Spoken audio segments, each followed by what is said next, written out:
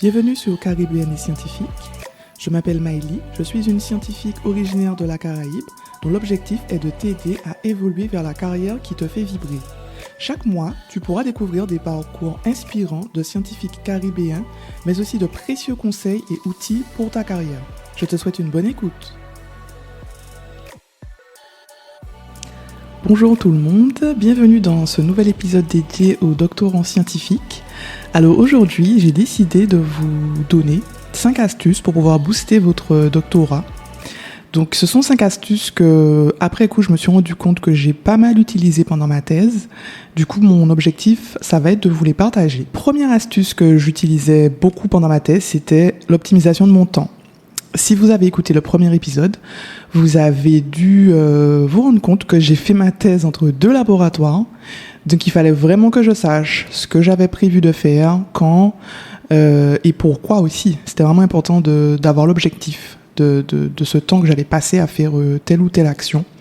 Ça m'a vraiment servi et ça m'a permis d'être organisé et de savoir concrètement ce que je faisais.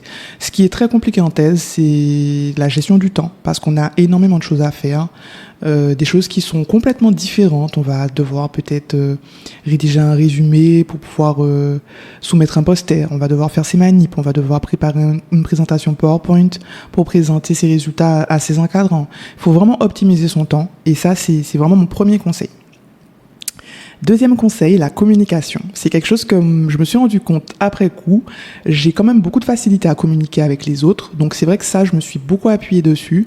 Dès le début, j'allais discuter avec mes encadrants, je leur posais des questions, je leur disais, mais du coup, si je teste ça, qu'est-ce que tu en penses? Ça m'a vraiment aidé parce que du coup, ça me permettait de conforter un peu toutes les idées que j'avais et aussi de me rendre compte quand j'avais pensé à quelque chose. Donc ils me disaient, oui, c'est bien. Donc ça permet d'avoir un feedback et ça, c'est vraiment important. Troisième astuce, développer des compétences. Donc ça paraît logique, ça paraît automatique puisqu'on fait un doctorat, on développe forcément des compétences. Mais j'insiste vraiment sur le fait qu'il faut vraiment aller plus loin dans le développement de ces compétences. Il faut pas avoir peur d'encadrer des stagiaires. Il faut vraiment prendre une posture de chef de projet. Il faut se rendre compte que là, la thèse, on n'est pas un étudiant quand on est en thèse. On est un chef de projet. Il faut vraiment montrer qu'on sait faire. Et ça permet de vraiment développer des compétences managériales, des compétences en communication qui vont servir pour plus tard. Quatrième astuce, préserver sa santé mentale. Alors, c'est quelque chose que j'ai eu beaucoup de difficultés à faire parce que on va dire que lorsqu'on est pris dans le feu de l'action, c'est assez difficile de se rendre compte. Mais c'est quelque chose qui est venu au fur et à mesure et je me suis rendu compte que moi, j'avais quand même des signes sur mon corps qui me permettaient de me dire, non, là, Maëlie, il faut que je fasse une pause parce que sinon, tu vas pas y arriver. Par exemple, je vous donne juste un exemple. Moi, je suis une personne qui a énormément besoin de dormir.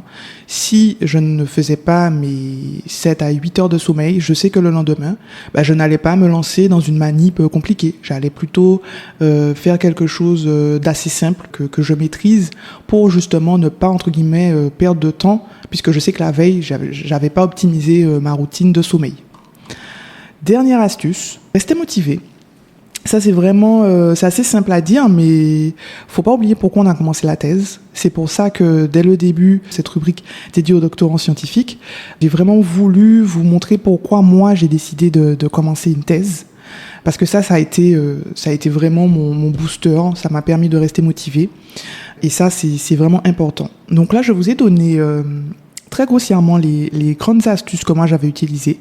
Si vous voulez aller plus loin et avoir vraiment le détail de ces astuces, je vous invite à télécharger l'e-book que j'ai rédigé pour les doctorants scientifiques.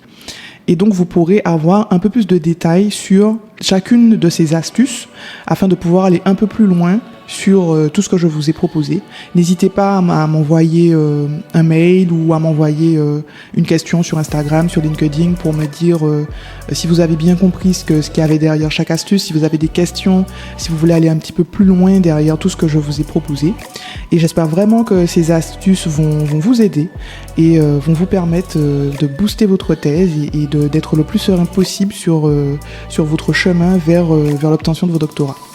Je vous souhaite une bonne semaine, j'espère que cet épisode vous aura plu et je vous dis à très bientôt.